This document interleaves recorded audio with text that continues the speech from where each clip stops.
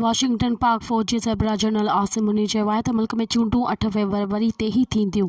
ख़ानगी TV channel मूजिबि America में समुंड पार पाकिस्तानी वापारियुनि सां ॻाल्हाईंदे जनरल आसिम मुनीर ख़ातिरी कराई त आम चूंडूं 8 फ़रवरी 2024 ते ई थींदियूं।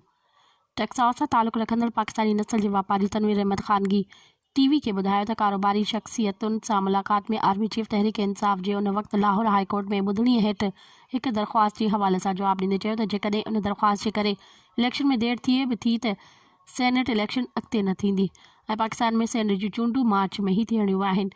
तनवीर अहमद मूजिबि आर्मी चीफ इलेक्शन बाबति सवाल ते चयो त जेसिताईं मुंहिंजी मालूमात आहे मुल्क में आम चूंडूं 8 फ़रवरी 2024 ते ई थी रहियूं आहिनि। हुन चयो त पाकिस्तान में चूंडूं कराइणु इलेक्शन कमीशन जो कमु आहे।